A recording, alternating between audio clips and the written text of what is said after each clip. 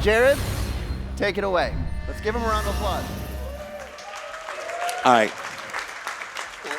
Let's switch to the 3-shot because my head is way too big right now. It's freaking me out. Hi. All right. Hello.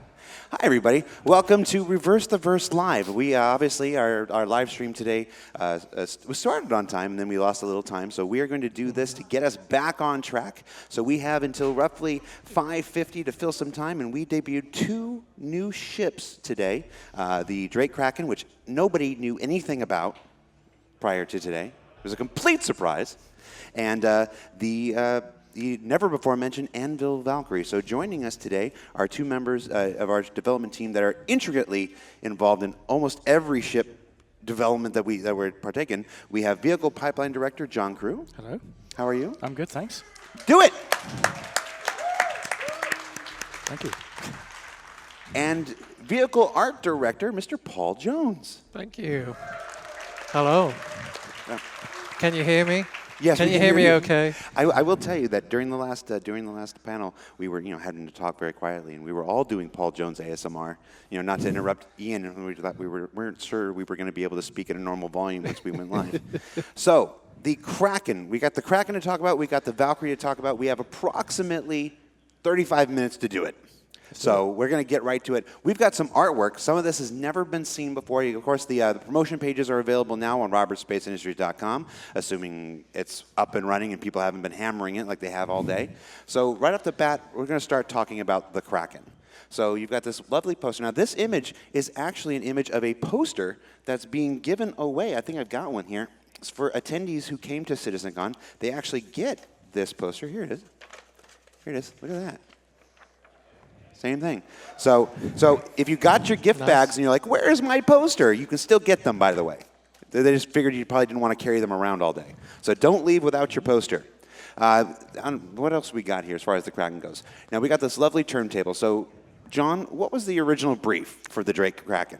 So we talked about this in a live We RTV. did. You picked the next Drake ship back in December of 2017, and this was one of the options, different than what we're seeing here at that point. Yeah, so back then it was sort of, let's go for a piratey mobile base carrier thing. Technical. Very I like technical it. brief. Very technical. For that talk, we did, I think we wrote 1 sentence for those 3 options. And then we went crazy on the show, just making up all kinds of stuff. But yeah, that's where we went from.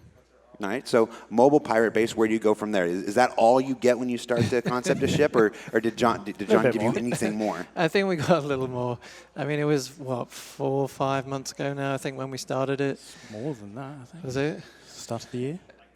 No. Have the drop ship. Well, it wasn't in production in December of last year, so it's a 2018 ship. Yeah. We do our design briefs now. We've condensed them down onto a single big page because we used to do really quite in-depth things and do white box blockouts. But it was sort of constraining the briefs too much, so we dialed it right back to the bare minimum spreadsheet and let you guys go wild. Yeah, sometimes I mean, I like them. If the design team gives us an idea of what they're thinking about, then it's it's a bit of a jumping point for us. Sometimes though, concept artists will see that and it'll lock them in straight away. And we've had it in the past. We've had a couple of car crashes. Yes, we've talked about the births of these ships, and some of them have been tricky. Yes, anybody who's followed Reverse the Verse live every Friday on twitch.tv/StarCitizen, and not the other streaming platform that we tried to start today on. Shh, don't talk about it. All right, so it knows that all these ships go through a heck of a development.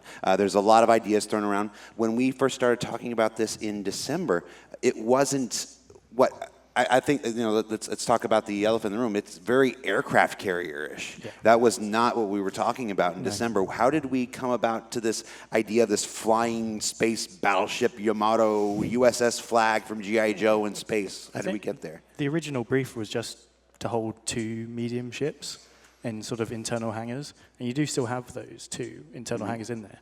But when we tried to fit medium ships in there, it just made this huge block. Yeah, because we did try to work with a metric, and then because we obviously the environment team were busy making building the hangars you saw earlier. Yep. And then we put that metric in the ship, and then suddenly it looked ridiculous. And then Chris was like, yeah, just kind of ignore it, just work with the rule, not the rule of cool, but make sure it does work, but works in terms of proportions of the ship.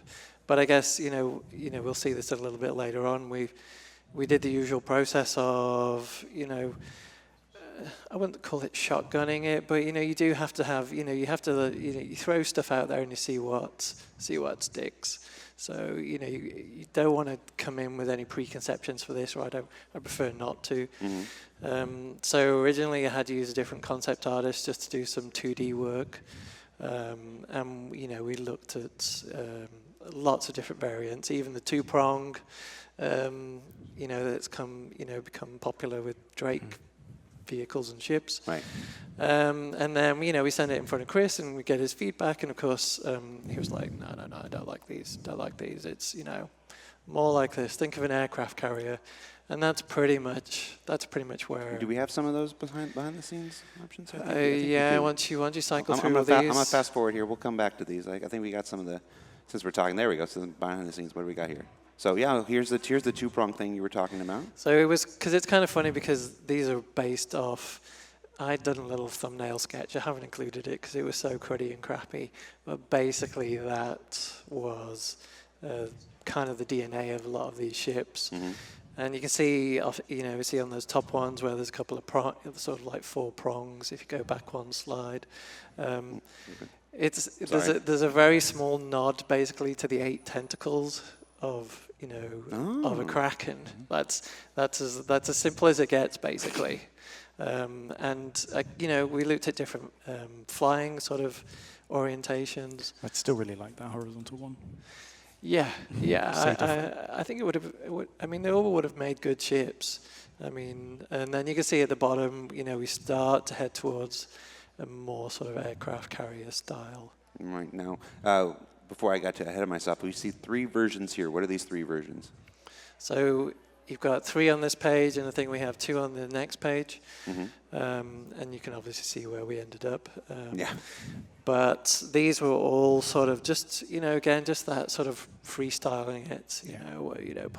Put in a big sort of aircraft carrier style landing pad takeoff. And just following the design requirements. So pretty loosey-goosey. You're just smashing meshes together.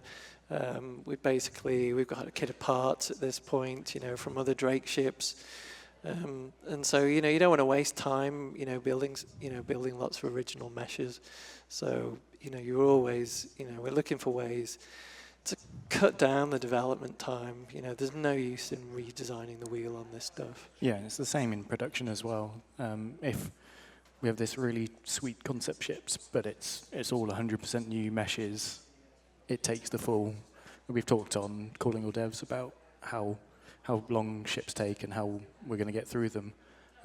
If everyone's bespoke, they all take the maximum amount of time in the schedule, and everything just knocks onto each other. So we do have this kit now. So Aegis, tons of stuff. Drake, we've got tons of stuff now. Misk, we've got tons of stuff. RSI's got quite a few. And that's how we start building these ships faster and faster as we go along. It's so much of the work in those early years is building our catalog, building our style guides, and then building our catalog of reusable, shareable assets. And now we can make far more ships this year than we could last year, and we could make more ships last year than we could the year before. And next year we'll be able to make more ships than we did this year. Sorry, Chris, I committed to that. But yeah, so our development pipeline is exponential, in its growth. It gets faster, it gets better. If I'm allowed to have an opinion, I think the ships we make today are better than the ships we made last year, or better than the ships we made the year before that. We get better at this process. So and I think it bears out in something like the Kraken. Now, let's talk a little bit about the design of the Kraken. Now that we've gone through the process from that one line bit, what can we tell people about what the Kraken is intended to do once it makes its way into the Star Citizen universe? So it's got 2 big facets, really. There's obviously the ship transport. It's this light attack carrier. It can carry 2 ships in its internal bays, so it can repair them as well. It's got 4 small landing pads. So those small landing pads are the same size small landing or extra small pads that are on Olisar, and all the other stations. Then it's got the 2 larger pads, again, they're to metric, so it will fit a wide range of ships. But the other aspect of it, because Drake is never overtly, we're all in it for the illegal means. They tend to have. They're trying to be. They try legit. and be Yeah, they're legit. trying to push out. I can't help it if people just If like people their want to ship. use their stuff for that, that's not their problem. It's got these cargo bays as well, so it's got a big cargo bay in the middle. We had an internal image. Yeah, I think somewhere. we had an internal image. Let's see if I can find it here. It was back here. Keep talking. So there's a big cargo bay, and that can be accessed from the There. bottom. Go forward one, Jared. I was looking for the one. with Oh, cargo. okay, yeah. Yeah. So there we go. It's got a second one at the back, and in this shot here, it's got this sort of nice little dragonfly. I always call it a sunroof, but it's not, it's got a hatch on top where the dragonflies can come out and drop back in again. So it carries around all these little ships for Really, whatever it's got purposes. bespoke dragonfly bays. Yep. Yeah, Wow. and of course there'll be people who will be thinking, well, I'm going to fly my, dragonfly in. How do I get it out without having to reverse it? And sort of bounce off the sides. Me and I should say Gavin Rothery, the concept artist, has worked out a sweet little mechanism where it pops up and rotates the dragonfly around for you. So it's ready to fly out. I'm probably sort of writing some checks here, but Yeah, it's got cargo, it's got ships it can carry. So you've got a mix of things you can do there. Awesome. Now the other ship, we'll get back to the Kraken. We've got a low amount of time here, so I want to make sure we can touch on both ships. We do have an animation here. We played a little bit earlier of the Kraken landing, so we can confirm the Kraken can land. Yes. All right, so a lot like I know a lot of internal conversations. When we started kicking this around, we started coming in, we started comparing it to a fan favorite ship from Aegis, known as the Idris. Is this something where Idris owners should be afraid? Is this something where Idris owners should they just melt their Idris and go right to a Kraken, or are Idris is going to be able to hold their own against something like this? How do these two compare? But like everything, there's swings and roundabouts. The Idris has got much more armor. It's got the capacity Because to it have is a military It's a capable military ship, so so- its components are better out the box. Drake's stuff is a bit paper thin in terms of survivability. So the Kraken has all these ships it can help it with, but you need to have someone to do all that stuff with it. Yeah, and when it flies, the ships are exposed Yeah. on top. Yep. Whereas the Idris, which can carry fewer ships, of course, but is protected inside its belly Yeah, and the Idris M's out there. with the railgun. Nothing's going to mess with that railgun. So Yeah. All but right, this doesn't have anything comparable to that. gotcha. I noticed this with the man turret here. What are we looking at here? So this is just part of the concept pass. So we basically went through every single turret. I mean, obviously it's only showing one here, but every one of them. Every seat as well. We check all the Yeah, views. we put a camera in, correct FOV, check left, right, up, down, just check for visibility. And it's just all part of our process now that we generally 99% of the time incorporate. The other ship that we revealed today, and this one is this one will be flight ready in Alpha 3.3. That means that when that patch goes out to live, this ship is fully capable, flyable. This is the Anvil Valkyrie. So, what can you tell us about the brief for the Anvil Valkyrie? I think we got from the demo that it's a dropship. It's a dropship. It was designed from the ground up as a dropship. The original brief was for quite a small dropship, but as people got wind of it, they were, we can use this. Can we put a bit more in? It Can we became put a bit more? Became a bit more multifunction. Yeah, but at the end of the day, 20 people, one vehicle. It's designed from going from a big carrier like the Bengal or a Planet down to the ground. It's not designed for spaceboarding or anything like that. There's plenty of people have already come up to me and gone, if I open the door, it's going to vent everything. Right. Yes, it's designed for Planetary assault. planetary assault. Right. And I noticed it's got those really cool side door guns like the old Huey helicopters from Vietnam movies and stuff like that. Chris was really keen on getting those in. Yep. It was a challenge, but we got there in the end. Had lots of people shouting some things when it happened in the demo. What can you tell us about the development of the look and feel of the Valkyrie, Paul? As a straight-to-flyable ship. Now, we've done a couple of those in the past. I believe right just off the top of my head, the Vandal Glaive went straight to flyable. We revealed that at Gamescom a couple years ago. There were the Masters of Flight series that we did at our anniversary a couple years ago, the variant stuff. But as far as a ship from scratch, from absolute zero to flyable, without a concept, we had an internal concept phase, but without a public concept phase. Yeah. Did that change your process at all? No, I mean, it cuts a little bit of time out, actually. For me, it's, you don't get that same payoff. Right at the end, because I really love all the promotion art that we do at the end. So it's a little more bare bones in terms of, okay, so we deliver front 3/4, back 3/4, and underside, and make sure that, all the lines are there, everything's detailed out, so that when it goes to the dev team and we just hand it over, they know what they're doing, basically. So it's nice because it's relatively quick, but again, like I said, you don't quite get that payoff. I noticed some of the Valkyrie seems to have benefited from work on the Terrapin. Yeah, the Terrapin was our first Anvil ship that had an interior, right? Yeah. So unlike other ships, we didn't have a huge amount of interior kits to pull from. This obviously helps larger Anvil ships that might be coming in the future. What? I don't know what that could be. I still want to have a job tomorrow, John Crewe. So what else can you tell us about the Valkyrie? So that turret was always an interesting one, wasn't it? Yes, so there was two complicated things with the development of the ship.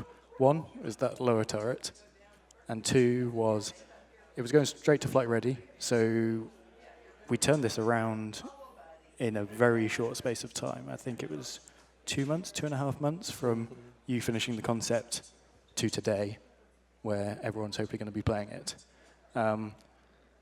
So we had 5 artists on this. Wow. 2 designers, just getting it going in-game. And the hardest bit was trying to get it in the builds, but not to have people find it in the builds. People have never found anything in any of our builds, John. No, never. Never. Our exclusive process is exquisite. That was a real challenge. But the bottom turret, we didn't show it off in the demo.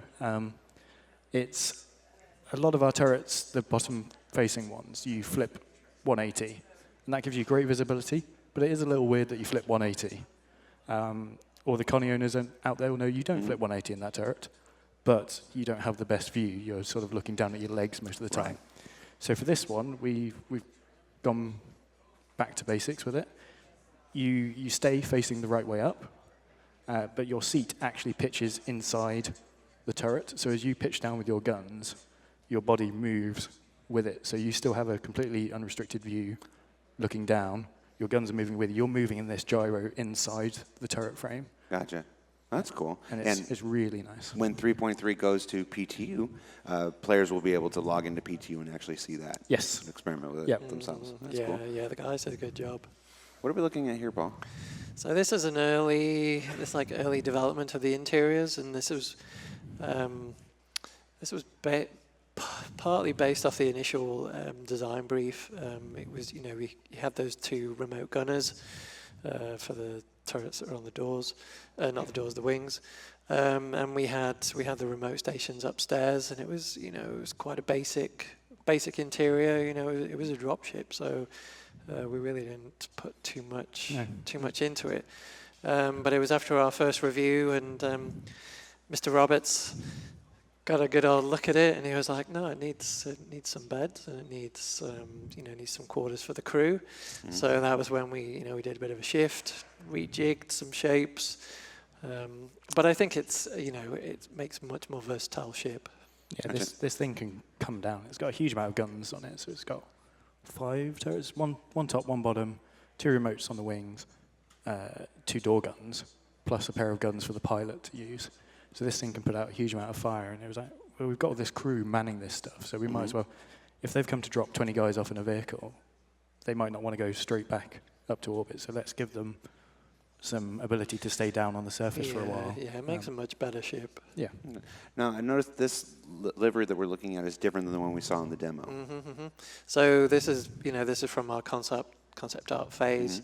So we'll just provide multiple variants. The space kitten version isn't on here. We Star did do kitten. one, but Branding. I didn't show it. And so yeah, this is more your sort of classic military. If we were going to do that. Yeah, this is used in Squadron for that. Gotcha. Is this an accurate internal layout, or is this one of the explorations? So this is what we ended up with for our final concept art pass. Which was then handed off to the dev team, but It's very close. It's close. It's had some changes. That the back wall basically has been opened out, so you can now see out onto your vehicle and The battle balcony. Yeah. Gotcha. For those watching at home or work when you probably should be working, we will start taking questions live from the Twitch chat. So you can submit your questions in Twitch chat at twitch.tv/StarCitizen. And you can preface your question with the word question in capital letters and brackets, and I'll pull it out of the chat. Now, we see a whole lot of people here in this. Chris threw out a number during the demo. Did you say 20 people? Yep. You can carry 20 people? Yep. 20 people, and there's a gun rack for every single person next to their seat. So they can put their guns there and sit in comfort. Nobody has that many friends, dude. I don't. I've never had 20 friends. You can rent some. Of course, I work in video games. So, and then what is this area in the back here? So that's the area for loading the vehicle. That's purely a vehicle area. There's no secret cargo grids in the bottom there. This is a dropship, and it's for dropping stuff. But it's been built, it's been built with sort of modularity in mind. Yeah. So further down the line, if a company wants to, change the function of the ship, then it's going to be relatively easy. All right, we're out of the imagery, so we'll jump right into the questions. The first question, the most prominent question, it's my favorite question. What can you tell us about the Carrack? Your favorite ship? Look, people. Is this my camera? Are we on? Okay. The Carrack is not currently in active development. When it is, I promise you, I will walk right out into the middle of an ATV. Like Chris or Sandy will be talking, I'll just cut it right into it. And I will walk right on the screen and say, the Carrack is there. And from then on, we'll start updating on the Carrack. But until it's in open development or active development, there are no updates for it. Nope. I got you. Its time will come. Stats boy. I'm sorry, John Crewe. Stats boy. Sorry. Questions about how much cargo the Carrack and the Valkyrie can carry. Valkyrie, 0. Even in that big room in the back? Even in that big room. You can't. As it stands, 0. Kraken, it's a lot. I can't remember the exact amount, but it's 1,000 plus. It's really? A big cargo. That room is huge. If we can go back to the internal image.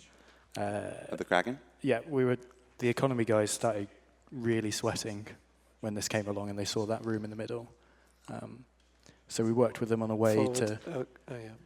so there's some blue cubes sort of at the lower deck at the back. A nice way we have of giving it a lot of cargo, but without absolutely blowing the economy wide open, is we segregate these cargoes into very distinct blocks in the bays. So there's 8, 16. Yes. 16. I was going to say 8 on one side. 8 on one side, 8 on the other, so 2 rows of 4.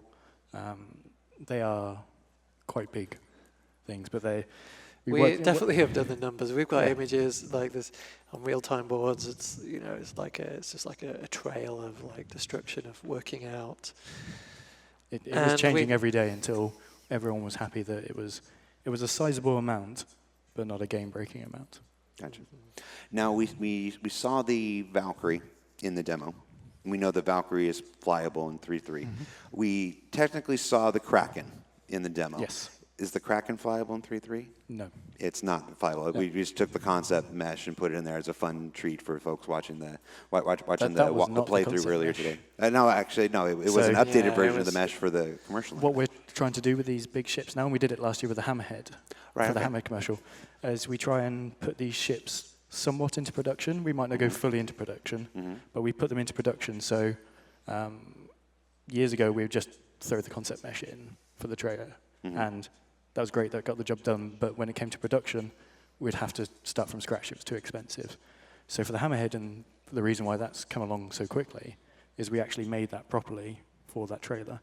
And it's the same for the Kraken. The exterior we saw in the demo, with the exception of the landing gear, is the full game mesh for that. We had 5 weeks, I think, worth of time doing it. The guys worked pretty hard. Yeah, they absolutely worked themselves to the bone getting that out. And it's for the trailer and for the demo. So they're both using the proper game asset. We haven't done any of the interior yet, and we're probably going to take a break from the Kraken and work on some other ships. So the team that did this exterior was the 890 jump team, if everyone's wondering why we stopped showing 890 jump images and then suddenly stopped talking about everything. This was the reason.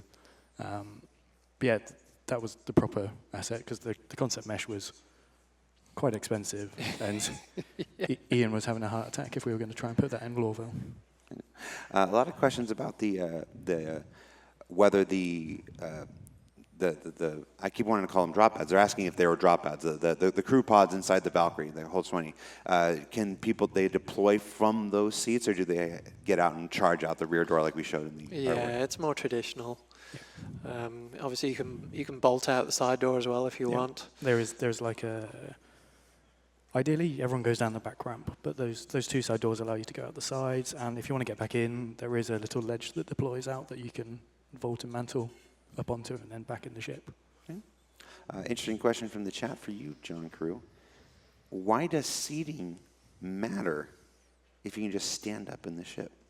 So long term, we want to have the G-force actually apply to people inside the ship. So if your pilot does a hard turn, you're going to start staggering around. So for ships like this, it's probably not going to be a smooth ride, a smooth, gentle descent down to the planet. You're going to be coming in hot. People are going to be shooting you. Your pilot's going to be doing maneuvers. You want to be locked into that seat, so you're not thrown around. You're trying to pick up your gun out of the thing, and it's throwing you everywhere. Well, I'm sure that people will do that. Who play the right way want to do that. The people who play the way I play want to throw everybody in the cargo hold of a abandoned merchantman and turn the thing upside down as fast as possible. It's all possible. When's that feature going on the roadmap? What, the merchantman? Eric, put that feature on the roadmap. All right, another question about the Kraken and quantum travel.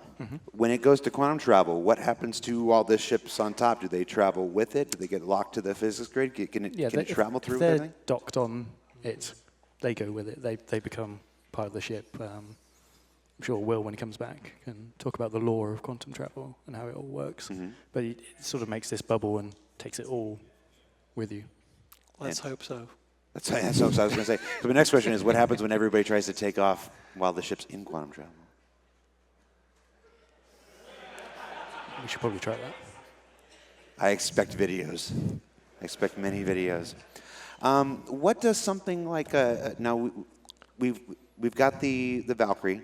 It's essentially it's very much a drop ship.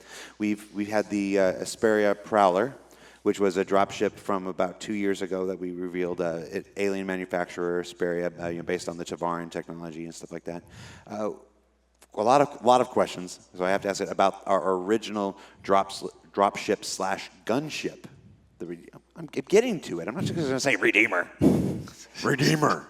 Everyone loves the claws. I thought you were telling me I was talking too much. No, it's the claws. It's the Nutcracker engines. Yeah, those engines, yeah. What can you tell us, if anything, about the Redeemer? Right. Obviously, everyone's like, oh, my poor Redeemer. Everyone's ignoring it. We're still going to do it, but it was sort of in this weird, it's a dropship, it's a gunship. It's not great at either of those two things. The Valkyrie is great at being a dropship. So the Redeemer, we're going to be making full-on gunship. So it's going to be bristling with guns. It's there for close air support, hovering around, think AC-130 style. It's there to... a Redeemer is going to be a great support ship to the Valkyrie. So the Valkyrie can come in, drop all the people. Redeemer's there, circling around, annihilating everything. Send your letters to John Crewe, care of Foundry 42 UK. Okay, what else we got? Questions about the, remember this is a segment about the Valkyrie and the Kraken. So while I we'll do an occasional question about the Redeemer or the Carrack, some of these questions are rather personal, actually. Come on, guys. I don't think you should leave that one out. Why, yes, I did shave. Let's see. We in the promotion we are providing multiple liveries or skins for the Valkyrie. What are the? Do you know what the skins are or the paint jobs? I actually haven't seen them. I'm asking because I don't know. Not for the Valkyrie. It's a Valkyrie, right? Yes. Yeah. It's the CitizenCon one is the Liberator, I think is his name. Yeah, I actually don't know the names. Normally I write on this, but I've been so focused on this stuff I haven't seen it. It's been pretty busy. It's this really nice burnt copper, coppery brass metallic feel to it. We had to tone it down quite a lot because we were doing it in Hurston, and that's quite an orange. It was very orange at one point, so that it's more brassy copper. And then the default one for outside of CitizenCon is this sort of navy blue-grey color, and the top shell has this large camo pattern over it. Gotcha. How many dragonflies can the Kraken hold? I guess specifically in its dragonfly bays, and I guess if you try to squeeze them in other places, but we'll talk about the dragonfly bays because we probably haven't filled it up with. Yeah, it's a space for 4, isn't it?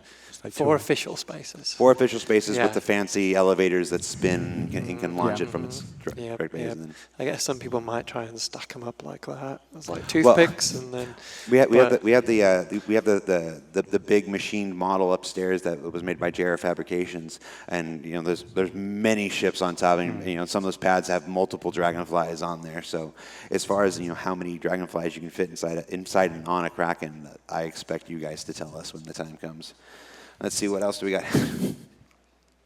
All right, sure. How many working toilets are on the Valkyrie? Blame them. One working toilet. 20 seats and 1 working toilet? That's the military for you. It's for the 5 crew. Yeah. The 20 guys at the bottom get nothing. They got to go out and do stuff. My dad is in the crowd. Hi, Dad. All right, let's see what else we got. What ship can the Valkyrie fit in? It's always a fan favorite question. It fits in the Bengal, I can tell you that. We had to make the Bengal a little bit bigger to fit in the Bengal. No pictures. But yeah, it doesn't really fit in many things. It's sort of base to base. Gotcha. And how many ships does the Kraken fit in? None. None. Is the Kraken or the Idris bigger, longer, taller? Kraken is slightly longer. 270, wasn't it? 270 long, whereas the Idris is 230. The Idris they're both big, but they're both big in different ways. This is quite tall, whereas the Idris is quite wide. Not touching it. All right. Now, just trying to bait you. People asking about the fidget spinners. These are some of the giveaways they're giving out. This is a consolidated Outland fidget spinner for one of the booths there. I think we have time for 1 or 2 more questions. Let's see. As far as the prices and availabilities for the ships, that's available at robertspaceindustries.com. I don't have any of the marketing stuff here with me. This is purely informational. What happens when can you shoot the ships off the surface of a Kraken? Yep. And if you blow the ships up that are on the surface of Kraken, does it damage do we think it's going to damage the Kraken? It will damage them a little. Depends what ship explodes and what's in it. It's one of those endless questions. But yes, the fully ships will loaded explode. Freelancer Max with the brim of fuel. Yeah, it's going to do a lot of damage. All right. And finally, before we let you go, anything else you want the community to know about the Drake Kraken or the Anvil Valkyrie before we let you go? No, it's been great to work on them. Yeah, Think of we've something, covered John. it. We haven't talked about docking. We've got a little docking bit. We do? Where? Did I miss it? On essentially the wings. For which ship? On the Kraken, you can see it in that image there. See it on this image? On the front. Oh, there's docking bays. Yeah. So you can park a ship in space, I guess. Have a little docking arm come out to it. It is like a little mobile space station org HQ, but if you want to dock to something bigger, there you go. Wow. That's cool. Let's go through some of these images again real quick. There was one more I wanted. This is the bridge of the Kraken here, right? Yeah. Five stations in there. Yep. So a ship this big and five crew stations? Yep. Do we know what the crew stations do? Oh, well, one guy's ostensibly a pilot, one guy's a commander. Yeah, there's the 5 man turrets, and then there's 5 stations on the bridge because there's a couple of remote turrets. You've got your pilot, captain, engineer. Right. And a nice view out the deck, so you can see ships, coming and going. That's very cool. All right, guys. Actually, hold on. I'm getting a message here. Really? All right. All right, hold on. I'm getting a thing. Hold on. How am I going to do this? Oh no. Uh-oh, this is dangerous. Hello? Oh. Hold on. Hold on.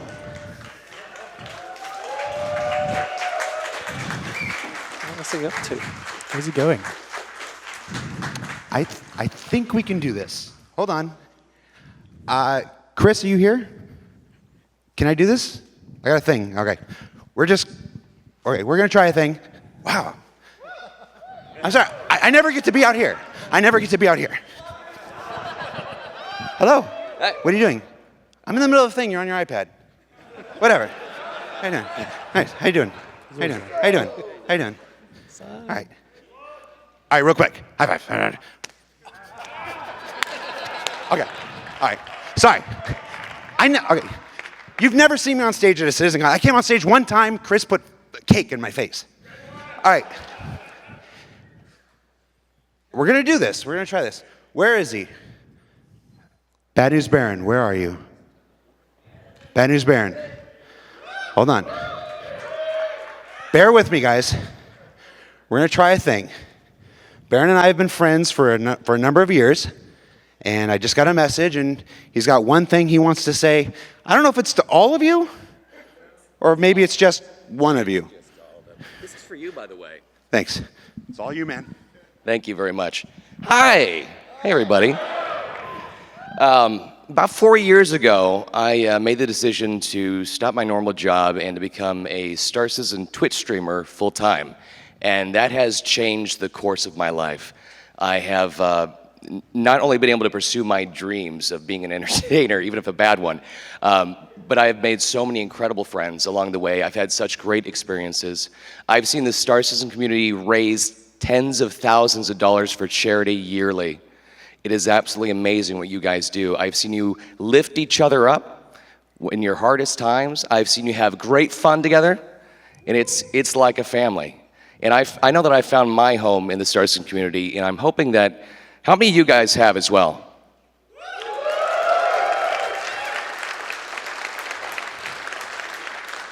The home is where the heart is. Well, since you guys are part of my family, there is something that I wanted to save and share with my family back at home and with you guys here and my friends here. Bianca, would you come up here, please?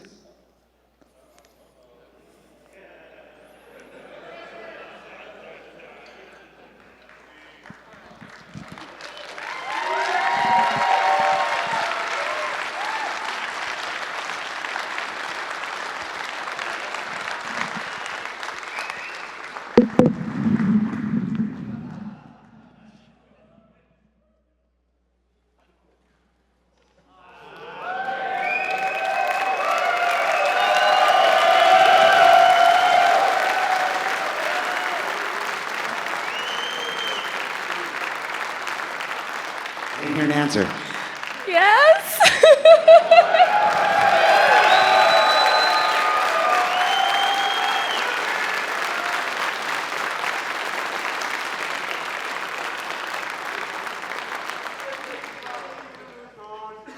Thank you. All right, thank you so much for humoring me. We're going to take a short break. We're going to be right back at 6 o'clock with bringing characters to life with Sean Tracy, Josh Herman, and Allie Brown. I promise you, you're going to love it. There's some amazing stuff. And we're back on schedule, so let's go.